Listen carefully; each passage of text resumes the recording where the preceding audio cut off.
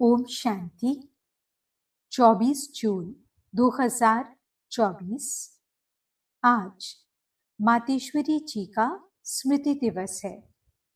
आज की मुरली में हम जगदम्बा माँ के उच्चारे हुए और संदेशी के तन द्वारा ऑलमाइटी पिता के मातेश्वरी जी के प्रति उच्चारे हुए महावाक्य सुनेंगे। आज की मुरली का शीर्षक है पवित्रता रूपी गुण को धारण कर डायरेक्टर के डायरेक्शंस पर चलते रहो तो देवताई किंगडम में आ जाएंगे। ओम शांति। इस दुनिया को नाटक भी कहते हैं। ड्रामा कहो, नाटक कहो, खेल कहो, बात एक ही है। नाटक जो होता है वह एक ही कहानी होती है। उसमें बहुत बाय प्लॉट्स बीच में दिखाते हैं, लेकिन स्टोरी एक ही होती है। इसी तरह से यह बेहद वर्ल्ड ड्रामा है। इसको नाटक भी कहा जाता है, जिसमें हम सब एक्टर्स हैं। अभी हम एक्टर्स हैं तो एक्टर्स को नाटक का पूरा पता होना चाहिए कि किस स्टोरी पर यह शुरू होता है। हमारा ये पार्ट कहाँ से शुरू हुआ और कहाँ तक पूरा होता है। फिर उसमें समय प्रति समय किस किस एक्टर्स का कैसे कैसे पार्ट होता है और उसका डायरेक्टर क्रिएटर कौन है और इस नाटक में हीरो हीरोइन पार्ट किसका है। इन सब बातों का नॉलेज होना चाहिए। खाली नाटक कहने से तो काम नहीं चलेगा। नाटक है तो नाटक के हम एक्टर्स भी हैं। अगर कोई ड्रामा का एक्टर है और हम उनसे पूछें कि इसकी क्या स्टोरी है, ये कहाँ से शुरू होता है, कहाँ पूरा होता है, अगर वो कहे हमें मालूम नहीं है तो इसको क्या कहा जाएगा। कहेंगे इसको इतना भी पता नहीं है, कहता है मैं एक्टर हूँ। एक्टर को तो सब बातों की जानकारी होनी चाहिए ना। नाटक शुरू है तो उसका अंत भी जरूर होगा। ऐसे नहीं शुरू हुआ है तो चलता ही चलेगा। तो इन सब चीजों को समझने का है।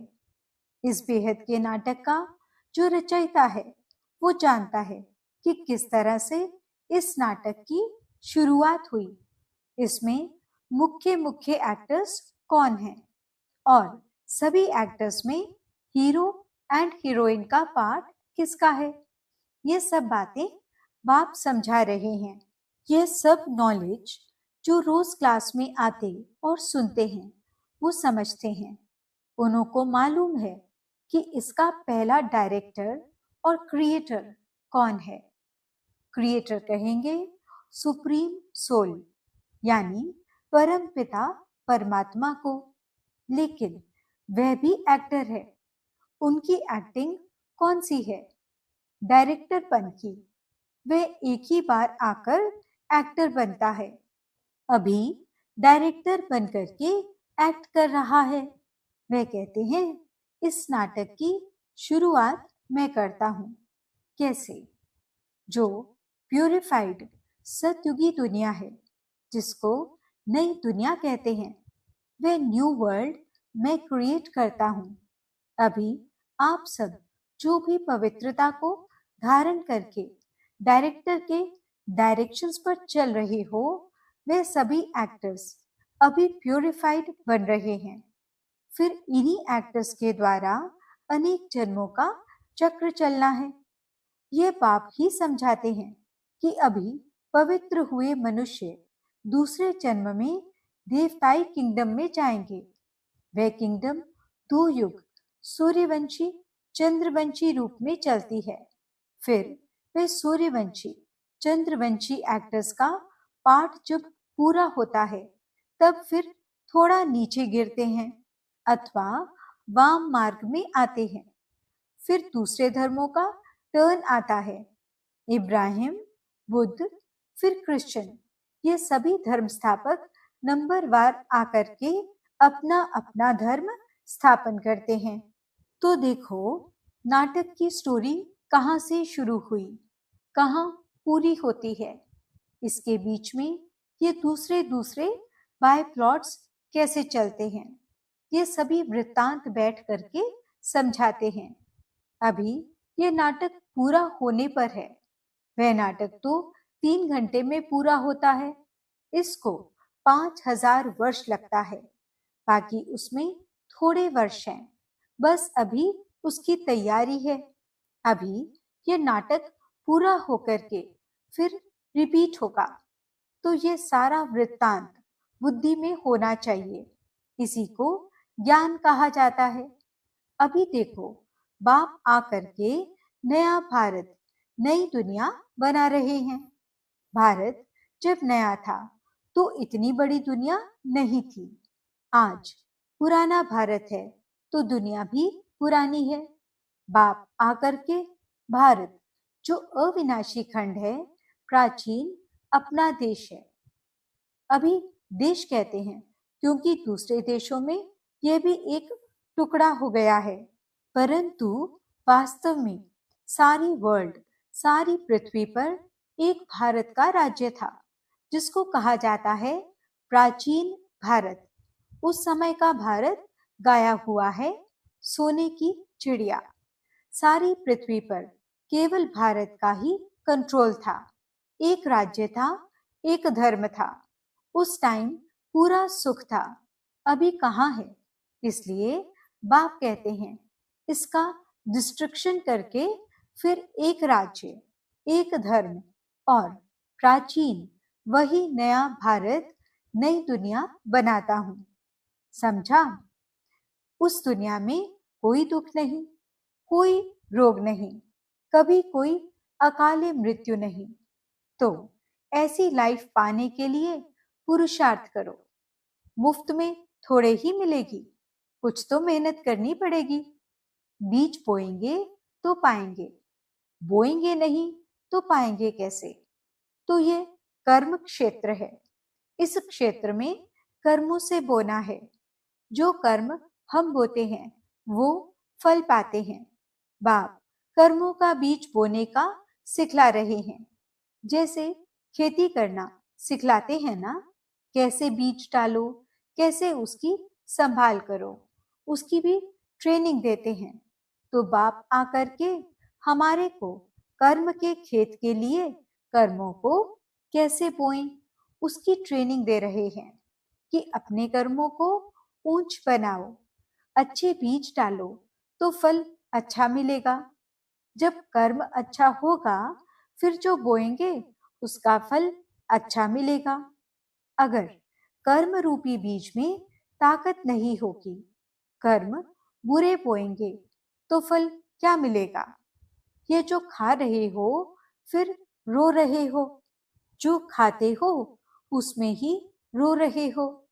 दुख और अशांति है, कुछ ना कुछ रोग आदि खिटखिट होती ही रहती है।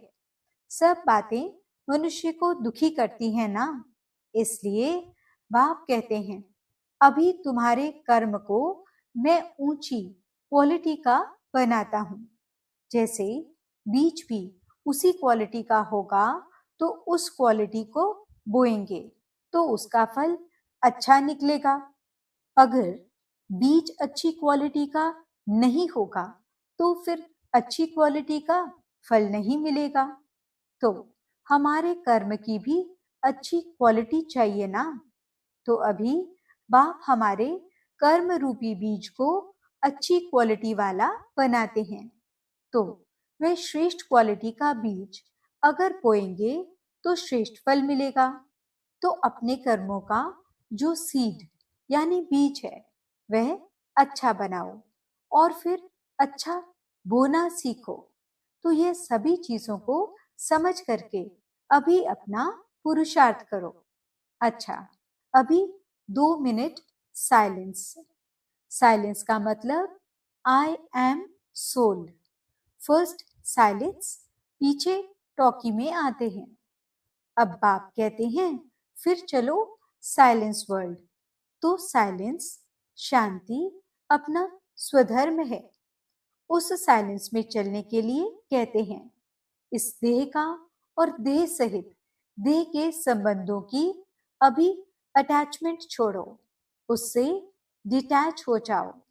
सन ऑफ सुप्रीम सोल, अब मुझे याद करो और मेरे धाम में आ जाओ। तो अभी चलने का ध्यान रखो, अभी आने का नहीं ख्याल करो। अंत मते सुगति, अभी कोई में भी अटैचमेंट नहीं। अभी तो शरीर की भी अटैचमेंट छोड़ दो। समझा? ऐसी अपनी धारणा बनाने की है। अच्छा, अब बैठो साइलेंस में। चलते फिरते भी साइलेंस, बोलते भी साइलेंस। बोलते कैसे साइलेंस होती है मालूम है? बोलते समय हमारा बुद्धि योग अपने उसी I am soul, first pure soul अथवा साइलेंस सोल, ये याद रखना। बोलते समय हमारे में ये नॉलेज होना चाहिए कि आई एम सोल इस ऑर्गन्स से बोलते हैं। तो यह अपनी प्रैक्टिस होनी चाहिए। जैसे हम इसका आधार लेकर के बोलते हैं। चलो अभी आंखों का आधार लेते हैं, देखते हैं। जिसकी जरूरत है उसका आधार लेकर के काम करो। ऐसे आधार करके काम करेंगे तो बहुत खुशी रहेगी, फिर कोई बुरा काम भी नहीं होगा।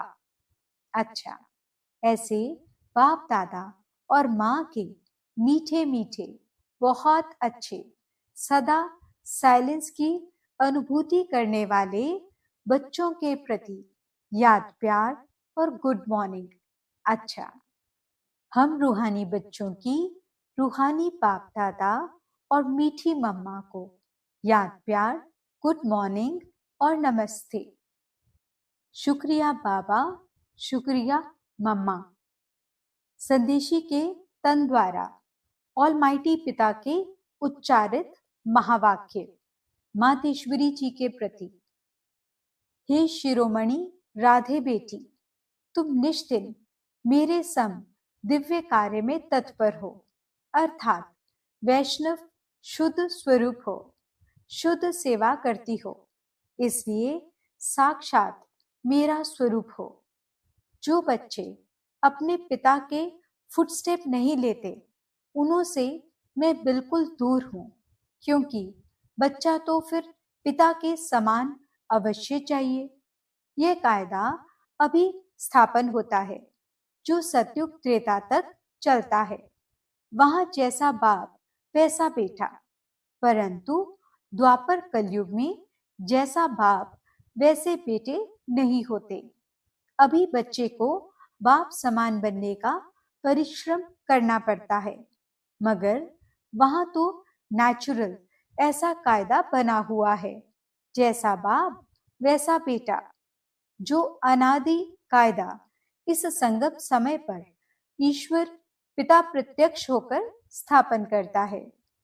मधुर माली की मधुर मीठी दिव्य पुरुषार्थी बेटी, अब तुझे बहुत रमणीक स्वीटनेस बनना और बनाना है। अभी वर्ल्ड सॉवरेनिटी की चाबी सेकंड में प्राप्त करना और कराना तुम्हारे हाथ में है।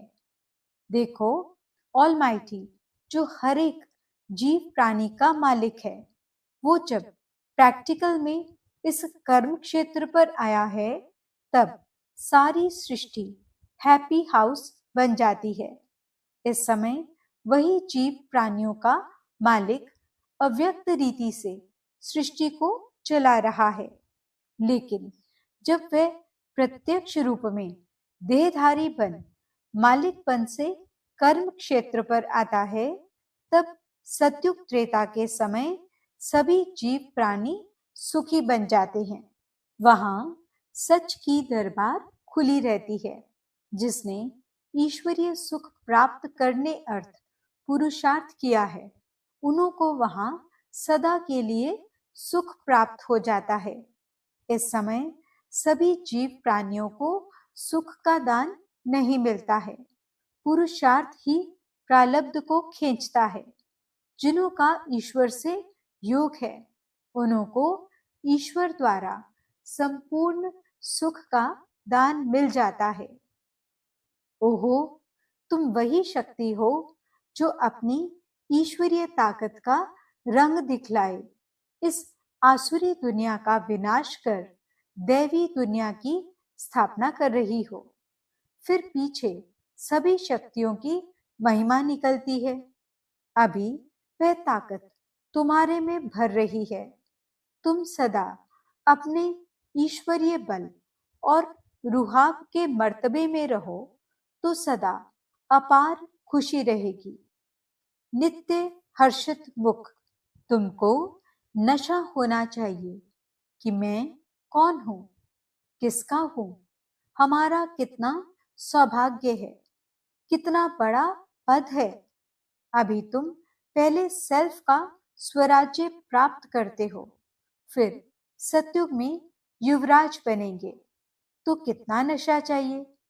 इस अपने भाग्य को देख खुशी में रहो। अपने लक को देखो, उससे कितनी लॉटरी मिलती है। ओहो, कितना श्रेष्ठ तेरा लक, जिस लक से वैकुंठ की लॉटरी मिल जाती है। समझा, लकीएस्ट देवी फूल बच्ची। इस सुहावने संगम समय पर स्वयं निराकार परमात्मा ने साकार में आकर यह ईश्वरीय फैक्ट्री खोली है, जहां से कोई भी मनुष्य अपना विनाशी कखपन दे अविनाशी ज्ञान रत्न ले सकता है। यह अविनाशी ज्ञान रत्नों की खरीदारी अति सूक्ष्म है, जिसको बुद्धि से खरीद करना है। यह कोई स्थूल वस्तु नहीं है जो इन नैनों से देखने में आए, मगर अति महीन, गुप्त, छिपी हुई होने के कारण इनको कोई भी लूट नहीं सकता है।